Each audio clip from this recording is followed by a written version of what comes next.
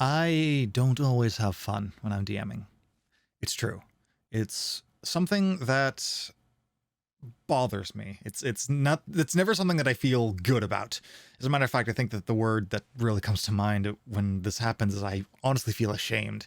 When I create this space, this game for people to interact with and have fun in, and I know that everyone else is having a great time and I'm just not. It's a shameful feeling. I feel like I'm letting them down. I feel like I'm letting myself down. I feel like I should be having a good time and I'm not. I feel like something's wrong. Like I have something wrong with me.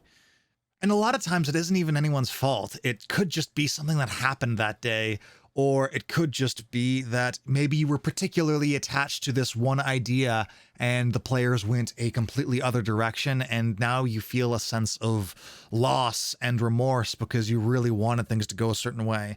And those feelings absolutely are valid. They are legit. But of course, they are not the goal. How's it going, everyone? I hope you didn't mind that heavy introduction, but I have gotten a few messages and I've just seen a lot of people through either personal connection or via Reddit or Twitter talking about this emptiness feeling, this hardship, this sense of struggle. Like, there are a lot of GMs out there that are really finding it difficult to plan the next session. And for a long time, I kind of pushed that feeling aside, like, oh, not me. I'm having a great time all the time. This game is incredible. I have put thousands of hours into it. I love it. And then the more I let it sit, the more I realized that I was extremely intimately familiar with this feeling. I just had learned how to circumvent it. I learned the things that made me happy as a GM. I learned what I needed to have fun.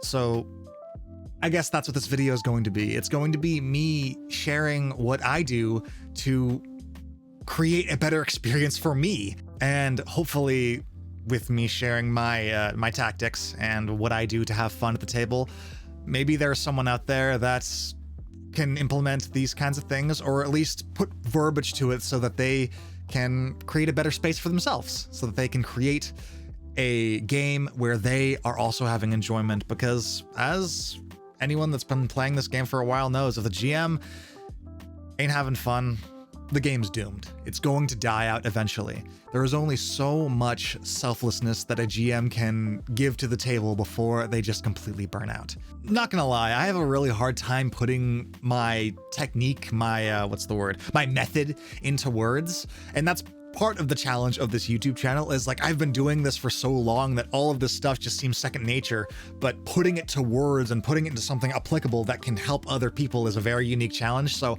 I'm gonna do my best today, and hopefully it will help someone out. So to keep this video under 5 hours long, I'm just gonna talk about 3 things today. I'm gonna talk about my need for surprise, my need for like happiness, joy, and energy, and my need for respect, and how I go about communicating those needs to my players, and also how I go about creating my game to facilitate these 3 things so that I am guaranteed to have the energy to create the next session for my table. I have ideas. I'm going to use my action to cast Tongues on myself. That is going to eat my 5th level spell slot, and I'm just going to swing my axe out and put it, like the head of it, just down onto the ground, kind of holding onto it like this. Enough! Whatever you are fighting, we can help you cure it. I ask you this both as a member of the Chosen Swords and the representative chieftain heir of Ashgrove. Okay. And I know it's not the specified use in the verbiage, but I did have one thing that I wanted to try and pull off for flavor. Yes. I want to try and tap into that energy, and I want to try and use a thing that you gave me that I have never used ever, and I would like to tap into the flavor of that ability that you have given me. Wow. And I would like to just try and get them to calm the fuck down.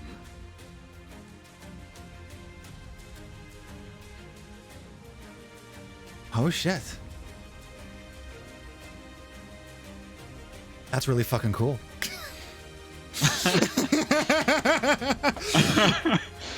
There is nothing quite so disheartening as to feel like I am completely in control at my table. I know it may be counterintuitive, but I really love spontaneity, and I really like it when things seem to be moving outside of my control. Like, the best way that I can explain it is, you know how as a player you feel like the world around you is moving in spite of you often?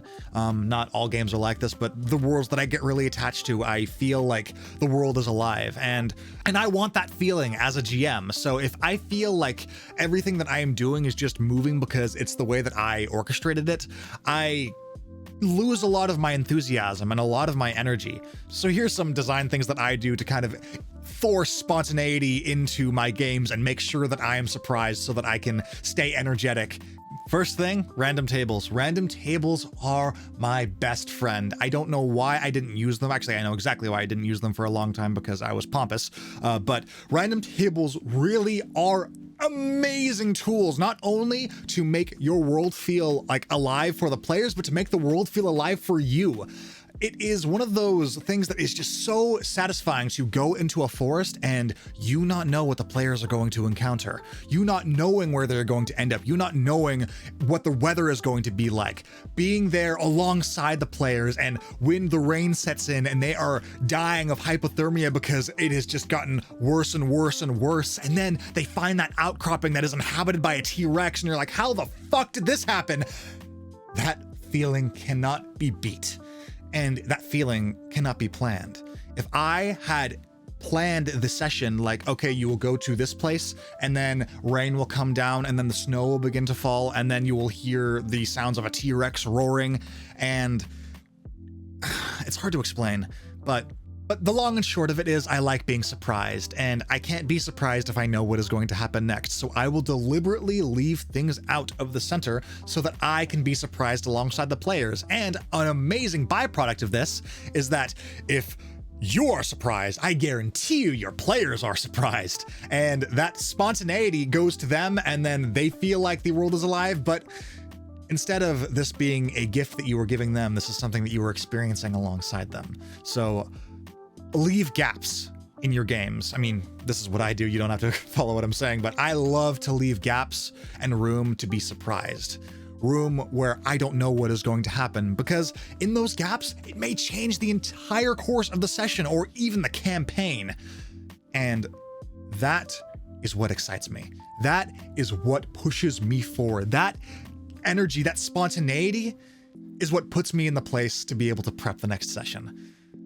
So, random tables, they're great, or just leaving gaps where you don't know what is going to happen and maybe asking a player what they do in that situation or to interpret things. Something where you are just playing alongside them. Just, yeah, I'm talking in circles. Spontaneity. It enables play. It's a good thing.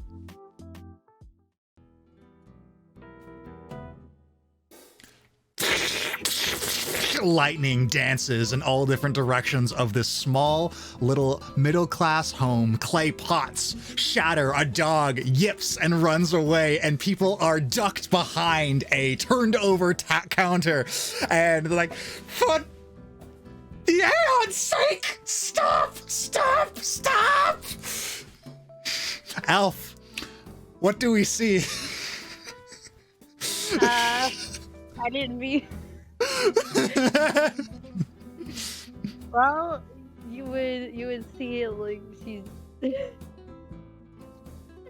No, I'm sorry. No, you would you see this very like frazzled, like her hair is like poofed up, like it's like she just, you know, like when you the cartoons when you stick a fork in a socket. Yep. She's all frazzled, and she's like, her like bright orange hair, just light complexion.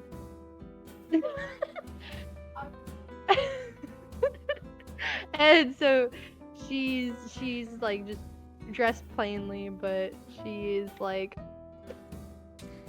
it didn't work that time, but it will the next time, okay? I promise. Magic energy dances between your fingers, and then they peek up behind the turned over table.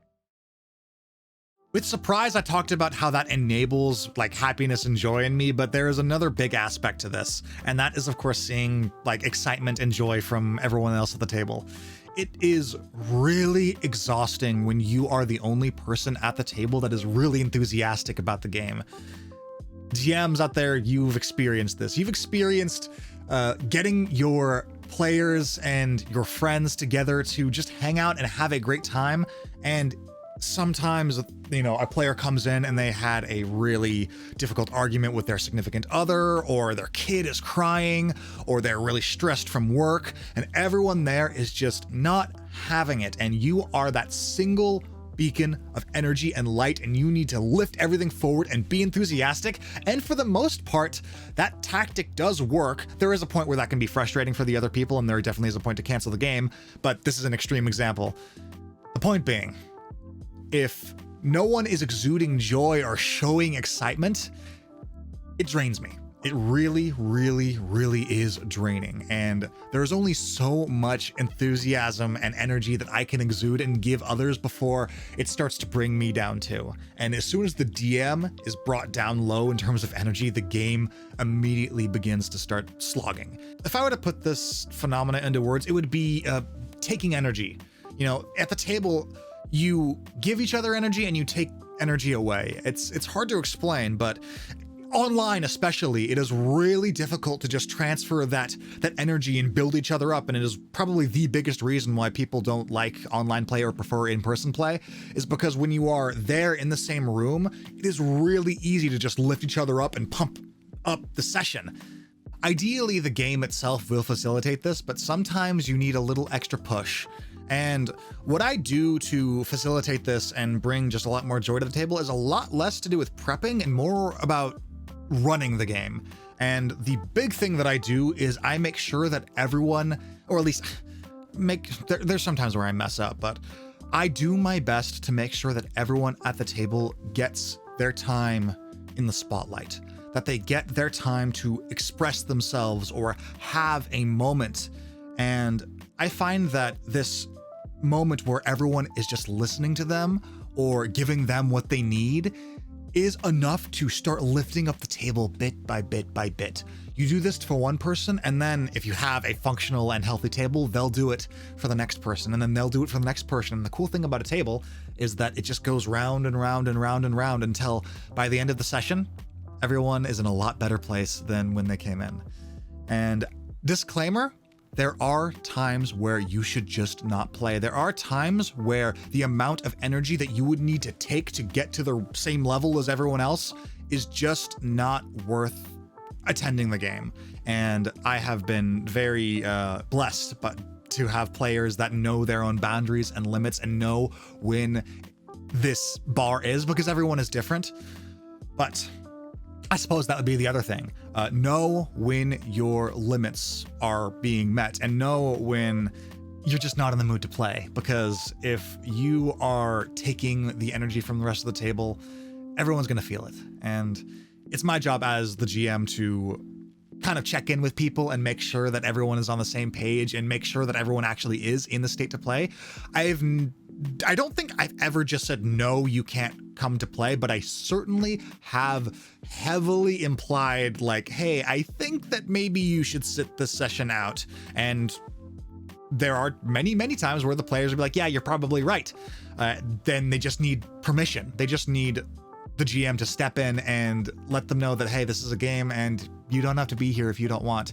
And just by letting my players know that, a lot of times it's been the thing that pushes them towards taking better care of themselves. So I suppose that has to do with prep. I'm sorry, this one's all over the place, but it's authentically what I do, and it's real. So take care of each other, I suppose, is the long and short of it.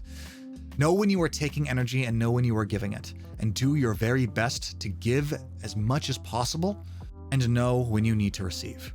And when there is a time where you need to receive, you can either verbally communicate it, or if you have a really, really good table, they'll sense that you need energy and they'll just give it to you before you even need to ask. And when that happens, I'm always excited to play again. Support each other. Take care of each other. Love each other. The last thing I'll talk about today, and there are more things I could talk about, but we don't have all day, is of course respect. Everyone interprets this a different way, and this is something that definitely varies from background to background, culture to culture. I can only talk about what I need, and hopefully if I, by telling you what I need, it will give you a better idea of what your GM needs, or maybe what you need as a GM if you are feeling like low, like maybe some of these things coming up would be like, oh, maybe this is why I'm having a hard time making the next session. Long and short of it, I'll break this down into three big things. These are definitely the three biggest things that I need in order to make my time feel respected. I need people to be punctual, I need people to show effort, and I need people to be kind. It is really, really a pet peeve of mine when people show up late, when people are wishy-washy about when they are going to do things. Like if I say like, hey, I need this by this date, and they say that they'll do it and then they don't do it, that really irks me and makes me feel disrespected. If the session starts at this time, and I've become a little more lenient because I'm kind of a hard ass when it comes to punctuality, but I know that a lot of people aren't. So I've kind of like I've allowed myself to let things go a little later, and I think that people have appreciated that. But there's still something primal in me that really appreciates it when I say this game starts at 7:30 and then people are fucking there at 7:30. It makes me feel like they are respecting my time, and probably more importantly, like they're respecting each other's time. It's just kind of the way that I was raised. It's kind of how I was taught. And it is so ingrained in me that I guess it's just something that I need from the people that I play with. I need people to stick to their word, and I need them to arrive on time and do the things that they say that they're going to do. But of course, there are times where that is impossible, and I am understanding. And of course, I try to empathize and, take it as it comes. But this actually leads really nicely into the next thing, which is I need people to show that they are putting effort into this.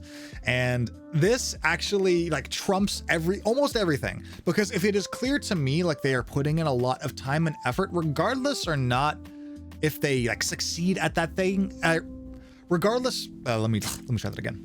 Because regardless or not they succeed at a thing, or they do something that maybe irks me or someone else at the table, if it is clear to me like they are showing positive intent, or they are putting in a ton of effort to better themselves and to be the best player that they can be, or to facilitate the best environment that they can at the table, that makes me feel respected. It makes me feel like they really are there and like we are in this together. That's really what the crux of it is. I don't want to feel like I am dragging everyone else along, and there's no way to make me feel disrespected more than to show a lack of effort. That kind of thing is so incredibly draining, because the idea is that I've created a game, and if people aren't playing the game, or if they aren't putting in the time and effort to make the game the best that it can be for everyone at the table, because the game is collaborative, it's not just about one person, that irks me the wrong way. And there's only so much of that I can take before I just lose motivation to make the next session. And it really comes down to the last thing that I need to feel respected, and that is that I just need people to be kind. And there's a difference between being kind and being constructive and being assertive. You can be assertive, you can be constructive while still being kind. I certainly have done my best to find myself more on that line, because I know that I can oftentimes come off as extremely harsh or extreme. And there are ways to show assertiveness and to show constructive criticism while also still being kind. It is not an easy thing to do, and if I wanted to break that down, it would be a video in and of itself. But the long and short of it is you just need to pay attention, and you just need to remember that this is a game. And I need to remember that this is a game. I need to always show the people at my table kindness, and I need the people at my table to always show kindness to me. There is a saying all you need is love. And it is, you know, really, really sappy, I know, but it's true. There is so much weight that is carried with just being kind to each other. And there are so many instances just in life where kindness isn't shown, where it's just, I need it at my D&D table. If kindness isn't at my D&D table, the game begins to die. And that certainly has happened to me a couple times. The instances that I'm specifically thinking of are when the game became like more like a course about like how, like, you know, teaching others to GM, like people just constantly critiquing each other and critiquing me. And it stopped being a game at that point and it started to become like a lecture. And because of that, the state of play was compromised and no one was lifting each other up. And I felt like people were just kind of being cruel. It's hard to explain, but you feel it. You feel when that line has been crossed. And when that line is crossed enough times, I certainly feel like it is intentional and like this person does not care about how I feel and that I just feel disrespected. So show kindness, still be assertive, still be critical, of course, when the situation is appropriate, but be kind to each other because you can deal with things, small things, for a good amount of time. I should know, I certainly have played in instances where I put up with things or someone else at the table put up with things for far, far, far too long, but there is always a breaking point. And when that breaking point comes, that's often the end of games. So don't let that happen. Just tell everyone at the table what you need. And if everyone is dedicated to playing a game, they'll lift each other up, and it is an amazing feeling. And when all of these things are done, you should be more than motivated to arrive at the next session and show your players this awesome thing that you have made for them. Whew, I'm sorry, everyone. This video turned out to be way more real than, maybe more raw than I was expecting, but I wanted to do something a little different this time. I wanted to just talk. I wanted to just talk at the camera and see what came out. And this was the result. And maybe this is a sign that that I should assert myself, and maybe let's make a pact together, you and me, viewer, right here and now, that we will assert ourselves more and let everyone know what we need more at our tables, and to be kind while doing it, to lift each other up, and to do our best to make the next session something to look forward to. And that's basically it. Thank you so much for watching, and take care of each other. You're all fucking awesome. And until next time, cheers.